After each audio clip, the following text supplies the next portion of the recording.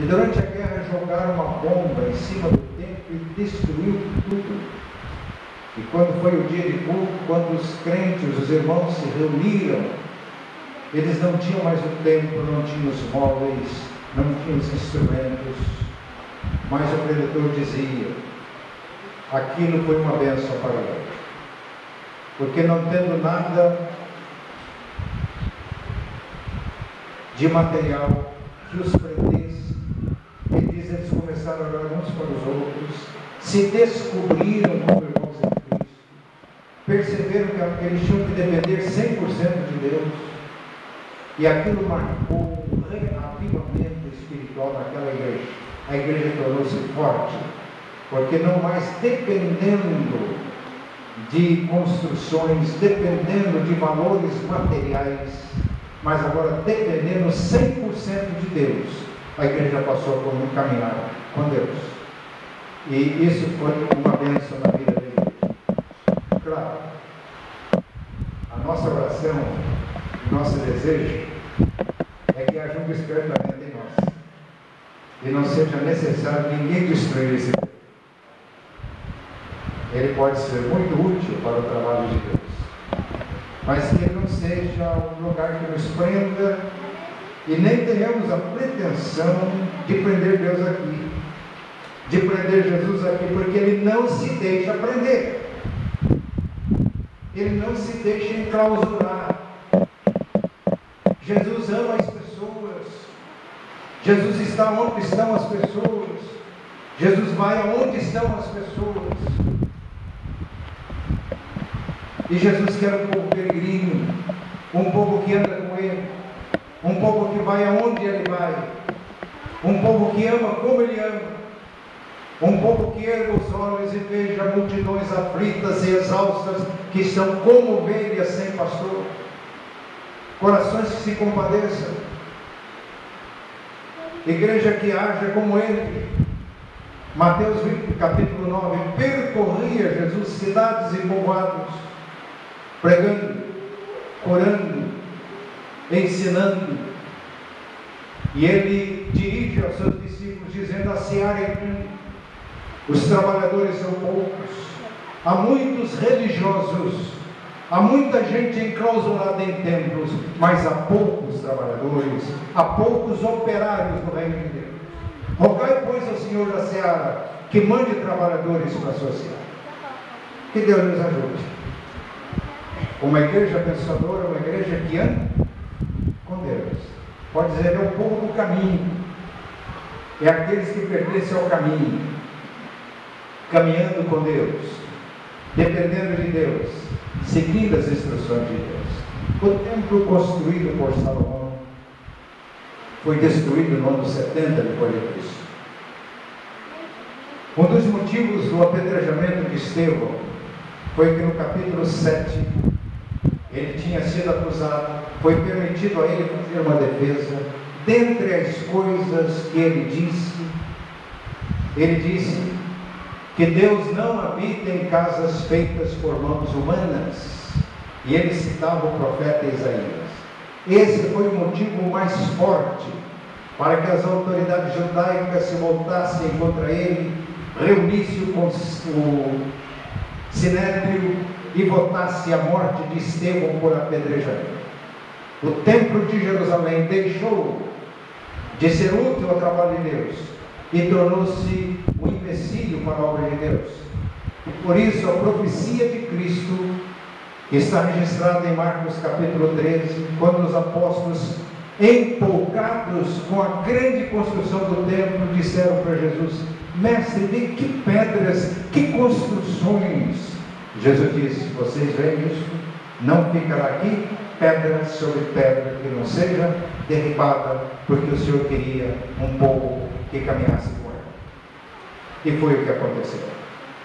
Antes de destruir o templo, Deus permitiu uma perseguição à igreja de Jerusalém. E a Bíblia diz que todos, exceto os apóstolos, principalmente aqueles cristãos de origem helênica, como Filipe, que foi evangelizar Samaria, como Estevão, que foi um dos primeiros diáconos da igreja, mais evangelista, como Tarso, que era também formação helênica. Essas pessoas foram perseguidas e foram dispersas, e a Bíblia diz: todos, exceto os apóstolos, foram dispersos, e os que foram dispersos iam por toda parte pregando o Evangelho. Eles pregavam no começo só para os judeus, mas alguns deles, Atos capítulo 11, chegaram a Antioquia e começaram a pregar aos gregos.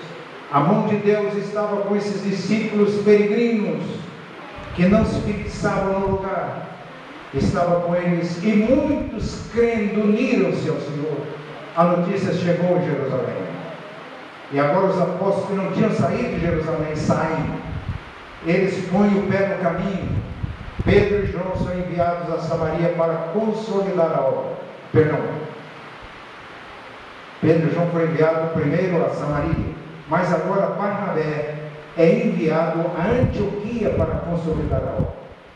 E a Bíblia diz que muita gente mais se converteu, porque Barnabé era um homem bom, cheio do Espírito Santo e de fé, e muita gente se uniu ao Senhor. Você chega em Atos capítulo 13, a liderança da igreja reunida, adorando a Deus. O Espírito Santo separou Paulo e Barnabé para uma grande obra. Eles colocam o pé no caminho, e as igrejas são plantadas em toda a Ásia. Chega a Roma, Paulo faz planos para evangelizar a Espanha, e se Paulo soubesse da existência da América, ele teria feito o plano para chegar aqui. O povo, uma igreja abençoadora, é uma igreja cujos membros andam com Deus, estão atentos à orientação divina, não se deixam prender, não se deixam enclausurar, não veem os templos como habitação de Deus, porque Deus habita no coração do crente. E eu costumo dizer que onde chega o crente, chegou Deus, chegou o Espírito Santo. Por isso nós não precisamos ficar preocupados que o ambiente vai afetar a gente. Pelo contrário, somos nós que afetamos o ambiente. Não é só nos templos onde adoramos a Deus, não é só os domingos, é 24 horas por dia, não é só no templo que pregamos o Evangelho, é onde Deus nos coloca. Estamos caminhando com Deus. Uma igreja abençoadora é a igreja cujo povo caminha com Deus. Está clara essa mensagem? Que Deus nos ajude. Quando você chegar no teu trabalho amanhã, chegou o Espírito Santo. Não é que ele está limitado a você, não. Mas a Bíblia diz que ele habita no teu coração. Onde 2 ou 3 reúnem em nome de Jesus, ele diz: eu estou no meio deles. E aí pode manifestar também o poder de Jesus. Que Deus nos ajude. Nós vimos com os irmãos nesses dias que no Novo Testamento os irmãos adoravam no templo de casa em casa. Atos 2,37. Que os irmãos pregavam o Evangelho no templo e também de casa em casa. Atos 5,42. Paulo, conversando com os presbíteros de Éfeso, dizia que lá em Éfeso, fora da Palestina, ele ensinava publicamente também de casa em casa. Irmãos, o desafio é muito simples. É para nós servirmos a Deus no templo. Presbítero Germano, eu vou orar para que os templos continuem aqui bonito, os irmãos melhorem isso aqui. Mas o desafio é esse: vamos adorar a Deus no templo, mas vamos também de casa em casa. Eu descobri ontem, com o irmão Roque, eu estou vendo atrás, nós fomos jantar juntos, nós duas famílias, a família do presbítero Davi. Muito bom, mas eu percebi que o irmão Roque mora bem longe, né? E me disseram que os irmãos estão bem espalhados. Eu falei: mas isso não é ruim, isso é muito bom, porque nós já temos missionários em diversos lugares na cidade. Então, quando nós começamos a ir de casa em casa, meus irmãos, logo a gente duplica, triplica a membresia, o número daqueles que estão servindo ao Senhor aqui. E não nos contentamos em ficar aqui, mas vamos de casa em casa. Jesus fazia isso. Jesus entrou na casa de Zaqueu. Os religiosos ficaram murmurando: ele entrou para comer com um homem pecador. Zaqueu não estava nem ouvindo as críticas. Ele disse: Senhor, estou pronto a dar metade dos meus bens para os pobres. Se eu prejudiquei alguém, eu vou devolver 4 vezes mais. Esse homem estava convertido ou não? Jesus, percebendo as murmurações, diz: hoje entrou a salvação nesta casa, porque este também é filho de Abraão. Irmãos, eu quero ouvir notícias de salvação entrando nas casas de Salvador, através do ministério dos irmãos. Uma igreja abençoadora, uma igreja que anda com Deus, que vai onde Deus quer que vá, que segue as instruções de Deus. Mas uma igreja abençoadora, além de ser um povo que anda com Deus, é um povo disponível para Deus. Quando Saulo ouviu aquela voz: Saulo, Saulo, por que me persegues? Ele disse: quem és, Senhor? E a resposta foi: eu sou Jesus, a quem tu persegue. Então levanta e entra na cidade, e é lá eles te dirão o que te convém fazer. Eles quem? Exatamente aqueles que seriam presos por Paulo. Ele estava devidamente autorizado para isso. Seriam levados para Damasco, seriam julgados, e talvez alguns deles mortos, como foi morto Estevão. Mas veja o que é a obra de Deus. Essas pessoas que, se não fosse a ação de Deus, teriam sido presas por Saulo, levadas para Damasco.